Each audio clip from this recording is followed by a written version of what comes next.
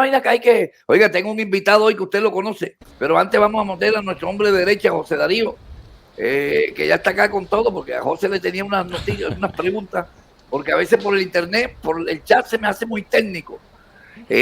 Antes de que entremos al fútbol, profesor Castel, hubo una noticia el día viernes, creo que fue jueves, José, donde se mareó Petro. Y digo, mierda, loco, si no me va a dejar sin hacer ninguna de la reforma, me voy por otro lado. ¿Qué tan cierto hay de eso, don José? Mierda, José, ¿qué? Hey, José, tenemos productor. Buenas tardes, con la feliz tarde para todos, acá todos juegan, feliz tarde para todos. Doctor Barreto, yo creo que usted hizo ahí el resumen. Prácticamente él encuentra mucha dificultad en el trámite de las reformas como él quiere, no como deben tramitarse, que es la pluralidad del Senado, y como no ha aceptado ninguna de las sugerencias que le han hecho para modificar las reformas y adaptarla más de pronto al sentir nacional, sino que él quiere que sea como él dice. Perdón, José. El sentir nacional fueron la gente que lo eligió a él, ¿no? O sea, yo voy a hacer las veces, no me tomen ni de antipetro, ni quién lo eligió a él, el pueblo. Y él se supone que va a hacer lo que el pueblo en su momento decidió, que era elegir al presidente, ¿no? No, te lo digo por lo que tú dices, el sentir nacional. Claro, porque es que ven y le comento qué es lo que sucede ahí. El pueblo elige un programa, un proyecto y una propuesta de reforma que debe pasar por el Congreso.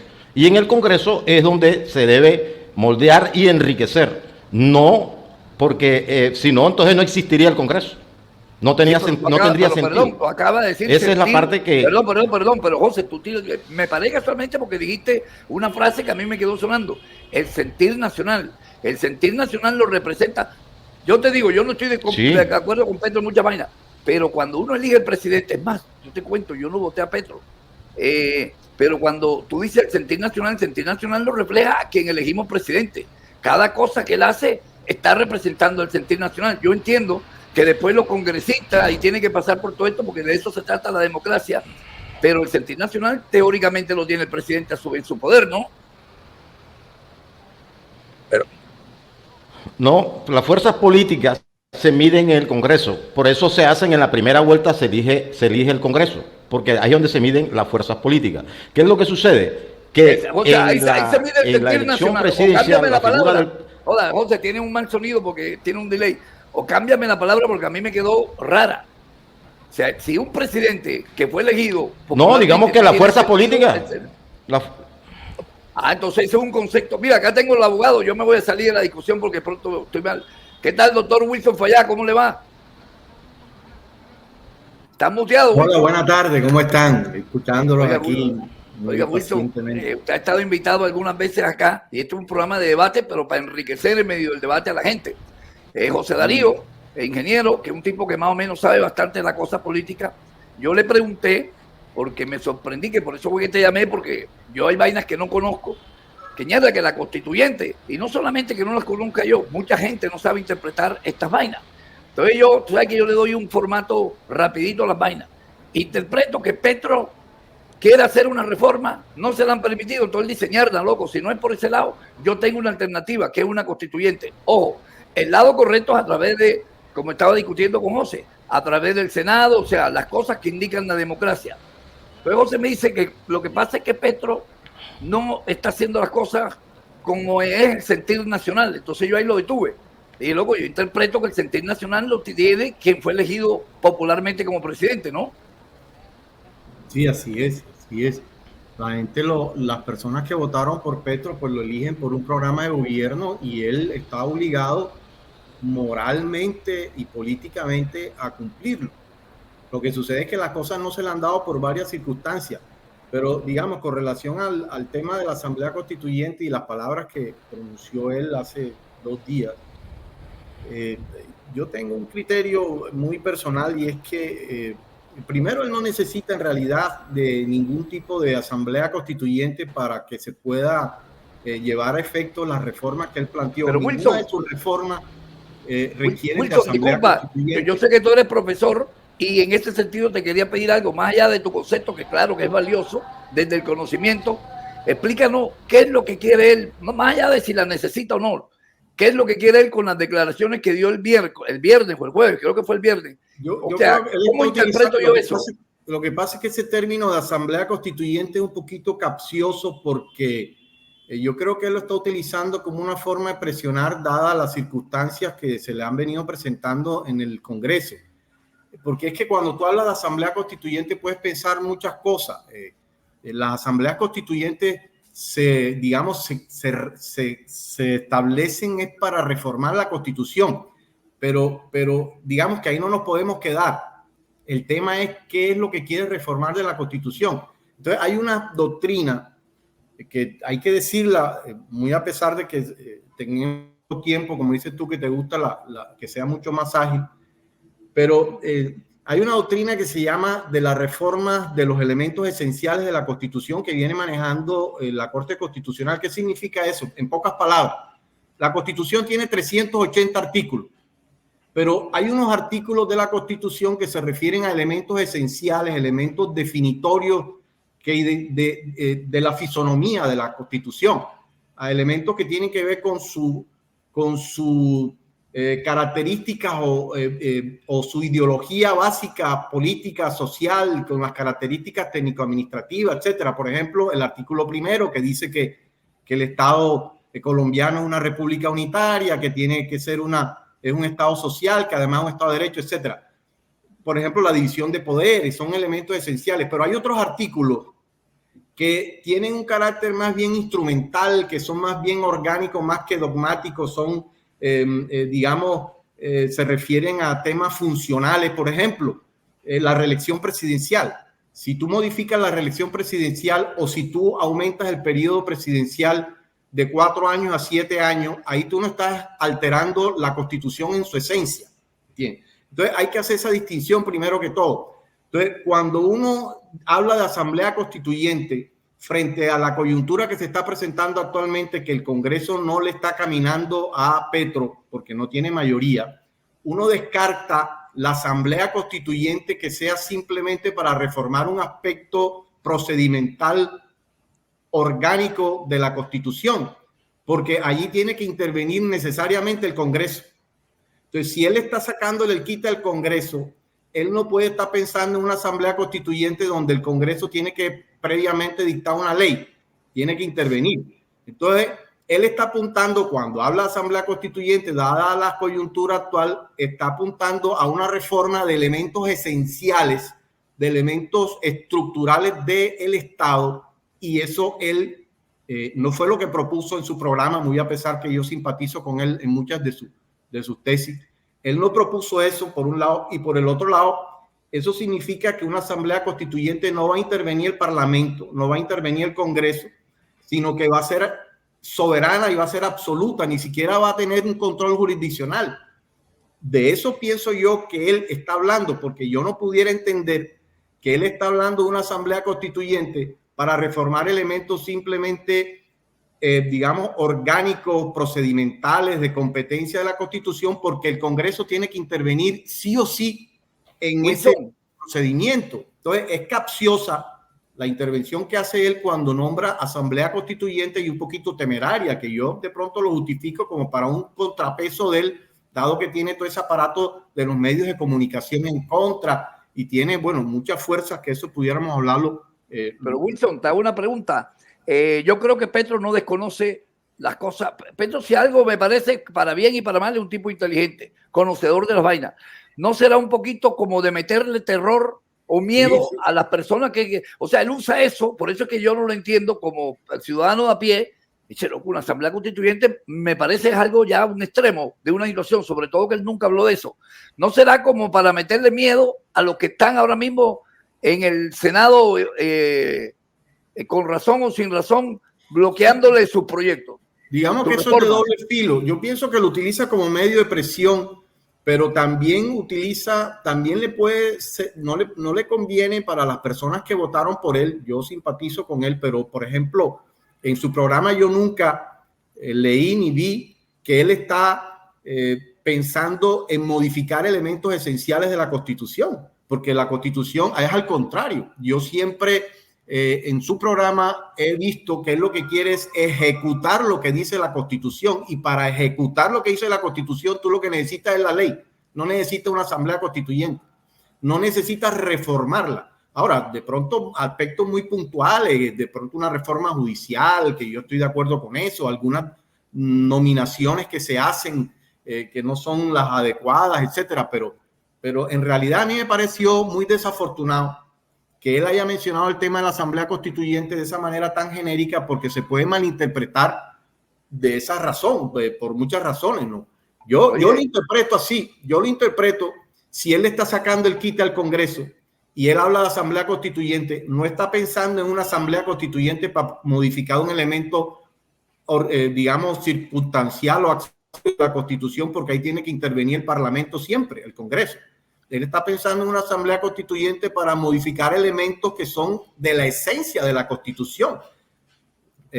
Y ahí es donde es soberano, a menos que haga como hizo la Asamblea Constituyente del 91, que con un acto de traición al pueblo, digámoslo así, aunque le salió bien, el Congreso intervino, pero una vez que se posesionaron dijeron, ¿sabe que nosotros como Asamblea Constituyente somos soberanos, somos absolutos? Por encima de nosotros no existe ni siquiera control jurisdiccional, ni siquiera el Parlamento, ni siquiera los jueces, ni siquiera la Corte Constitucional, y se dio la Constitución nueva, y la Asamblea no fue en realidad elegida sus miembros para eso. Entonces, pero Wilson, le quería conocer qué opinión le merece a José lo que tú estás diciendo, si está de acuerdo o no, o en qué punto no están totalmente de acuerdo. José es nuestro guía político, si se puede decir acá, de la opinión política, que conoce mucho más que nosotros eso. Dime, José, ¿qué opina de lo que dice acá el profesor Wilson Fayad? ¿Está muteado, José? José lo veo como nervioso. No, un saludo al profesor Wilson. Quería de pronto resaltar que coincido de pronto en las cuestiones de forma del planteamiento de la propuesta. De pronto debió ser un poco específico en el tema y ver si realmente recae lo que él está planteando, recae hacia una reforma constitucional o reforma a una constituyente, o sea, que no fuera tan amplio, porque hoy sacó 8 puntos.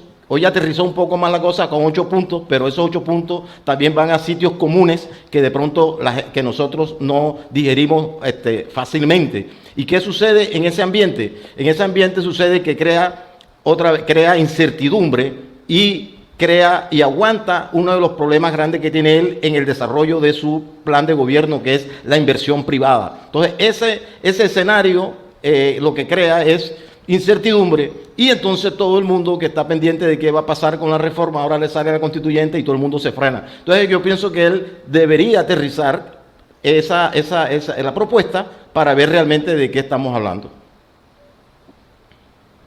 No sé, Wilson, ¿qué opinas?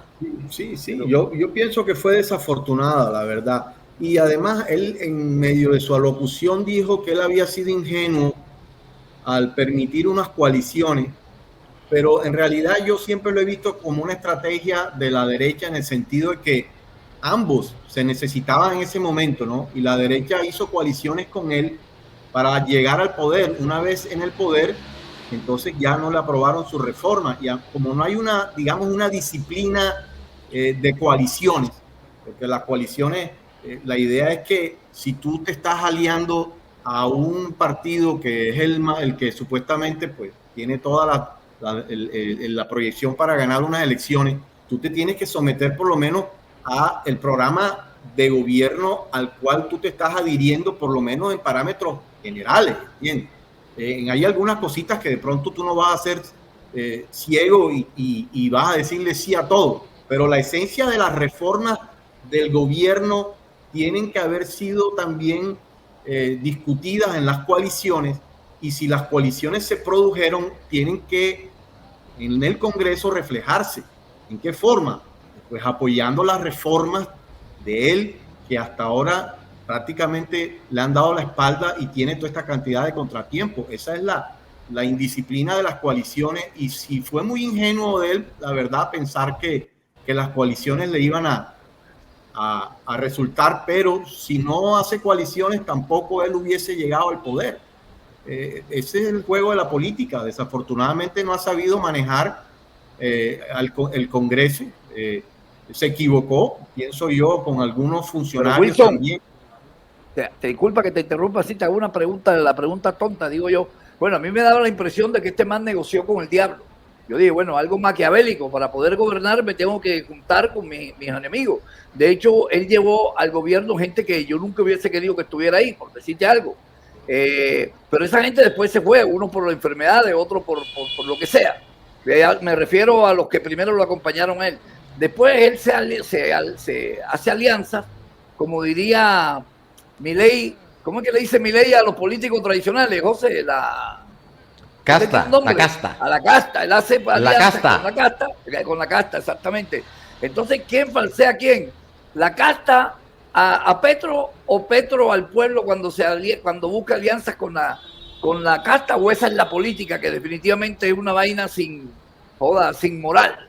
Ese es el riesgo que se corre. Si hay un candidato que es el que está aventajando a todos los demás y hay partidos diferentes al candidato que hacen coaliciones con él, pues la idea es que yo me someto a las reformas o al programa tuyo genérico y por lo pronto me aseguras alguna burocracia de alguna forma. Así opera la dinámica de la política. La dinámica. Seguramente él cumplió, pero la otra parte no cumplió.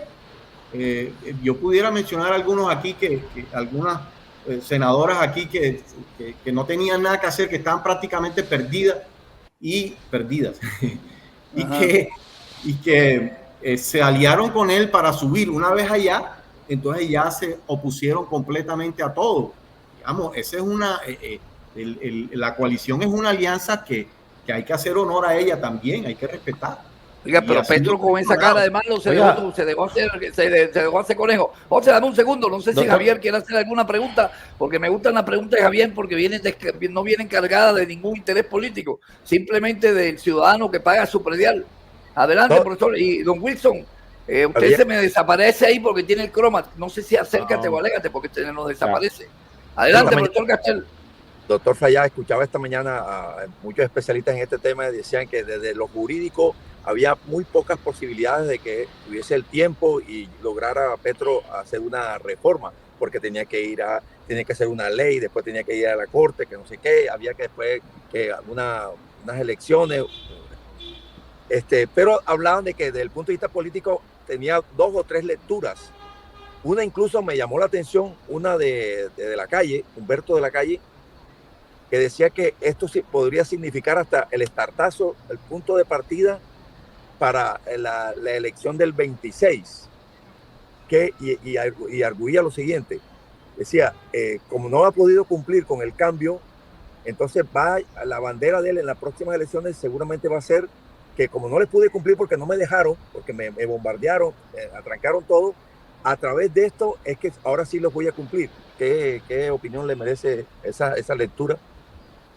A través no te entendí la última parte. De decirle al país, a sus votantes, que no me dejaron por aquella vía, pero como yo les prometí que sí iba a haber un cambio, lo voy a hacer por esta vía, por la reforma, para tratar de convencer a sus probables votantes en las próximas elecciones. Sí, no, yo descarto de entrada cualquier asamblea constituyente, por las razones pues, que ya todos han dicho. Él tiene que seguir apuntándole a la reforma en el Congreso y consolidar mucho más su partido político y tener en cuenta que se equivocó de pronto porque las reformas pudieron haberse presentado paulatinamente y no todas al mismo tiempo. Eso por un lado, eso ha causado una sensación de derrota increíble y además acompañada y reforzada con los medios de comunicación, que en realidad son los verdaderos actores políticos aquí. Si tú no tienes a los medios de comunicación más importantes del país a tu favor, pues la pelea es bien dura. Entonces él prácticamente tiene todo encima y está dando palos de ciego con el tema ese de la Asamblea Constituyente. Pienso que él debe apostarle en las próximas elecciones a un candidato bueno, pues, mucho más, digamos, más conciliador, que convoque mucho más que él, porque quizás él puede ser una persona muy inteligente, pienso yo, pero su espíritu conciliador no es el adecuado. Y yo creo que utilizó Humberto a Roy Barreras inicialmente precisamente por eso, por el carisma que tenía Roy, por lo menos consiguió que le reformaran y que le aprobaran algunas reformas de él, algunas propuestas. Pero sin Roy, creo que quedó huérfano en ese sentido. Y, sí. No, yo te digo, cuando te digo mucho para que sepa que te tengo algo y no que termines inmediatamente la idea. Bueno, ya que la terminaste, entonces, mucha gente hablamos de que Petro... Y también se pone de manifiesto y se pone en evidencia algo que de pronto la gente no se ha dado cuenta, y es que las políticas públicas que emanan de un gobierno no vienen simplemente del gobierno, porque la gente dice, no, es que el gobierno, él ha fracasado y tal. Es que es un error pensar que las políticas públicas, aun cuando han sido diseñadas y estructuradas por el gobierno, dependen nada más de él, porque hay políticas públicas que para que se puedan ejecutar, que la tiene que ejecutar el gobierno, implican reformas normativas, por ejemplo. Entonces ahí tiene que participar el Congreso en esa política pública del gobierno, no dependen solamente de él, en muchos de los casos, porque es el Congreso quien a la larga termina decidiendo. Hay unas otras políticas públicas que sí dependen esencialmente del gobierno cuando son con funcionarios y con burocracia de ellos mismos, de su mismo partido político. Entonces, hay muchos factores que influyen allí, que uno no puede tildar a Petro de que ha sido un mal ejecutor, porque es que en realidad la ejecución de lo que la gente pretende que se haya hecho depende de otro poder diferente al Ejecutivo, que es el Congreso, por lo menos en el tema de la reforma normativa. Ahí me voy a la inteligencia emocional, saliendo un poquito de la parte técnica esa que tú estás hablando. Por cierto, cuando a mí alguien me decía que Colombia se iba a convertir en Venezuela, yo decía, no, nuestra estructura constitucional no lo permite, por esto que tú estás anotando, a menos que tú llegues como un dictador y te apoderes del Congreso y le quite, que en algún momento alguien me dijo, hey, la Asamblea Constituyente es eso, que le quite poderes al Congreso, o sea, al establecimiento para que él haga lo que le dé la gana. La pregunta, como me la hizo el man acá abajo, me dijo, oiga, Asamblea Constituyente es una dictadura disfrazada. Un golpe de no lo es porque las asambleas constituyentes, por eso te digo, depende, las asambleas constituyentes para modificar elementos estructurales de una constitución se presentan en dictaduras, claro que se presentan. Por ejemplo, luego de un proceso revolucionario violento, que llegue la FARC y se toma el poder, y una vez en el poder convoca a asamblea constituyente para reformar esencialmente la constitución y decir, aquí propiedad privada no va más, aquí no se trata de una república unitaria, aquí, por ejemplo, son elementos esenciales. Allí sí hay una dictadura, pero es que este no es el caso de Petro, este no es el caso nuestro. No, te estoy diciendo, el caso que lo hiciera. No, tampoco, porque quien decide es el pueblo. Es que la asamblea constituyente, si está integrada por 10, 15, por los miembros que sean, quienes eligen a esos miembros es el pueblo. Lo que sucede es que a veces la finalidad de las asambleas la determina y las competencias la determina es el Congreso a través de una ley. Entonces, allí no hay ningún temor y pasa lo mismo que está pasando. Si no le han pasado las reformas a él normativas de las leyes, la Asamblea Constituyente proveniente del Congreso, que requiera de una ley del Congreso previamente, que es el poder constituyente derivado que llamaría uno ahí, eso resulta ilusorio. Eso no, profesor Wilson, el ejemplo que práctico lo hemos vivido, evidenciado con el caso chileno. Con la llegada de Boric, él propuso las asambleas y puso las elecciones, y muy a pesar de eso, el pueblo en las diferentes elecciones que ha hecho o decisiones que ha tomado, pues no ha cambiado la estructura de la cual venían, ¿cierto? Eso es un ejemplo de que al final el constituyente primario decide. Pero yo no quería dejar por fuera una pregunta que hizo el doctor Barreto sobre quién engañó a quién en el tema de las coaliciones. Nadie en la política, nadie engaña a nadie en el tema de las coaliciones, porque todo depende de qué fue lo que se negoció. Primero hay una coalición que es basada en una estructura meramente electoral, de votos, de apoyos, pero todos los partidos tienen vertientes. Todos los partidos tienen vertientes, y unas vertientes en el momento en que ya se instala el Congreso, y lo vimos como por ejemplo en el Partido Liberal, Nadie y todo el mundo sabía, y Petro sabía, que Gaviria y su vertiente se iba a oponer a una reforma donde él es padre de esa reforma, y se va a oponer a una constituyente porque él es padre de la constituyente del 91. O sea, las cartas acá están abiertas, simplemente que hay unos compromisos y unas cosas electorales y otras cosas ya en el Congreso donde se miden las fuerzas. Sí, ese es el juego de la política y así se maneja, a menos que se quiera. Eso es precisamente desdice ese carácter dictatorial que cree la gente que tiene Petro. O sea, si la coyuntura donde está, precisamente por someterse a la Constitución, por respetar la división de poderes, por respetar todas las normas que tienen que ver con la democracia. Si fuera un dictador, no estuviese obrando así, no hubiese obrado así desde un principio. Entonces, los medios de comunicación también han hecho mucho daño en todo esto. Wilson, yo cuando quiero escuchar a personas como tú, a personas como el ingeniero, a Johnny, a tal, es como un consenso entre nosotros para orientar a la gente, porque si tú te vas a orientar, fíjate, yo ayer busqué el tiempo, herda, loco, casi me deprimo.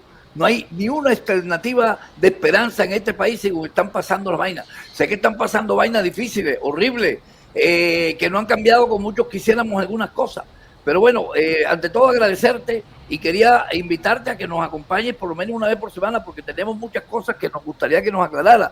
Por ejemplo, yo soy un crítico del manejo de los hidrocarburos que ha hecho Petro, de la justicia de la paz total. ¿Entiendes? Como de pronto tú, un poquito más conocedor que nosotros, o dialogando con José, nos den luces a los que no las tenemos sobre qué es lo que está pasando, porque nosotros todos o lo vemos mal o lo vemos bueno. Nosotros no tenemos punto medio. Entonces no sé si más adelante podría usted acompañarnos ocasionalmente una vez por semana acá. Sí, por supuesto, siempre habíamos quedado en eso, pero a veces hay compromisos ahí que uno va, entonces... Oiga, profesor Fallar, me voy a hacer una infidencia para que conozcan este personaje que está acá. Él, como político que sabe de esto, quiso hacer una incursión política. A la media hora de estar en la política le mostró cuán falsa es. Y no demoró usted más de media hora, ido pues, allá. Fue algo más o menos así. Acuérdense de la llegada de nuestro amigo, que lo llevó y después estaba quitándole. Tal cual, sí, así es. Cuando uno se acompaña mal, uno tiene que saber con quién hace las coaliciones, porque termina uno... Imagínate que Petro que parece el diablo y las coaliciones lo jodieron. Imagínate si las coaliciones serán... Yo por eso busco mis coaliciones aquí. Mi mejor coalición es el profesor Castel. Sin duda alguna. Eso sí. Oiga, don Wilton, usted siempre habla algo de fútbol. Oiga, su amigo James todavía lo llaman a la selección. ¿Qué opina usted que odia tanto a ese muchacho? No, yo no lo odio, sino que veo que él está muy sobrevalorado y nunca me ha sido el jugador que la gente cree que es, bueno, que algunos piensan que es. Yo siempre lo he tenido claro. A mí él no me parece que sea gran mejor vaina. Sí, o sea, mejor que el chinitero de aquí de Barranquilla, no, de la chinita de aquí de Barranquilla no es. Que Teo, usted es teísta. Oiga, vea, doctor Fallar, para estimularle el ego. Excelente programa, excelente invitado y ojalá tengamos un día a la semana para escuchar estos conceptos. Ya usted está comprometido con nuestro oyente. Bueno, gracias, no, estoy comprometido. Y la pero quiero conocer la opinión del dueño de este programa, profesor Castel. ¿Qué opina usted de nuestro invitado? Pero por favor, esto tiene no solamente un día, 2 días. No, ya comienza a cobrar porque el tema es caro. Oiga, profesor Fallar, por cierto. Oiga, pero apenas le hablé de aquella sucesión de que viejo, pero le tocó la sucesión de Portuano, imagínate. Le tocó la sucesión de Portuano, cipote galleta que le dejó el comandante Portuano, el camarada. Sí, pero Portuano, así es. El doctor Fallat, en cuanto a esa opinión que tiene sobre James, muy probablemente empieza a tener razón hace unos 5 años para acá. Realmente el James del Mundial, el James que jugó en el Madrid la primera temporada y parte de la segunda, el James que jugó muy bien la primera temporada en el Bayern y algo en la segunda. Lo que pasa es que después ese muchacho, no sé qué tipo de problemas, que la verdad no compaginan con el rendimiento, con la continuidad, con lo que hay que tener ya para mantenerse a un nivel de élite. Él tuvo un periodo realmente donde fue uno de los muy buenos jugadores a nivel mundial. Eso no hay ninguna duda. No solamente porque fue goleador del mundial, que ya es un logro que enaltece su carrera y al fútbol colombiano. Primera vez que hay un goleador en un mundial. Porque hubo otros goleadores del mundial, Esquilachi, el mundial de Italia, y después realmente pasó muy poco con él. Después su carrera en el Real Madrid y su primera temporada en el Bayern lo mostraban como un jugador realmente de élite. Después ha tenido 1000 inconvenientes físicos, emocionales, de relaciones, de vueltas. Realmente yo no sabría decir cuál es exactamente el problema, pero evidentemente hay un problema. Dejó a la gente sin mecanismo de defensa. No, la prepotencia de él no lo ha dejado. Tú ves a Lucho Díaz, que la humildad de Lucho Díaz dice de su persona como tal.